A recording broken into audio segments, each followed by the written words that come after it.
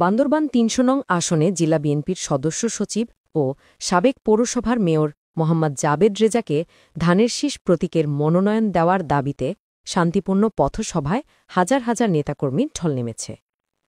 জেলা বিএনপির সদস্য সচিব ও সাবেক মেয়র জাবেদ রেজাকে বিএনপির মনোনয়ন দেওয়ার দাবিতে পদযাত্রা কর্মসূচি পালন করেছেন বিএনপি এবং বিভিন্ন শ্রেণী পেশার পাহাড়ি বাঙালি সাধারণ মানুষ।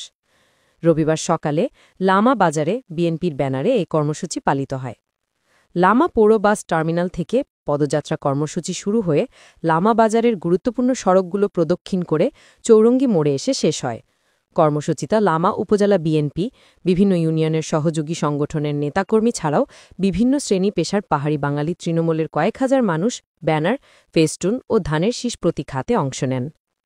কর্মসূচিতে বক্তব্য রাখেন লামা উপজেলা বিএনপির সাবেক সাধারণ সম্পাদক অ্যাডভোকেট জাহাঙ্গীর আলম, সাবেক ছাত্রনেতা মোহাম্মদ শাহিন, সাবেক মহিলা ভাইস চেয়ারম্যান সারাবান তহুরা সহ প্রমুখ।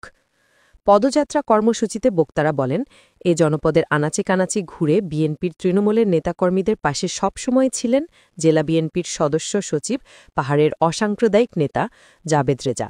মনোনয়ন বঞ্চিত হওয়ার পরও তিনি রাজপথ এবং নেতাকর্মীদের ছেড়ে যাননি।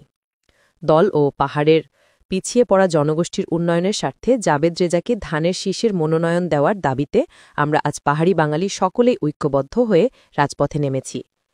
পার্বত্য জেলায় ধনী গরিব এবং ধর্ম বর্ণ নির্বিশেষে সকলের কাছে গ্রহণযোগ্য একজন নেতাকেই ধানের শীষে প্রার্থী হিসাবে আমরা দেখতে চাই।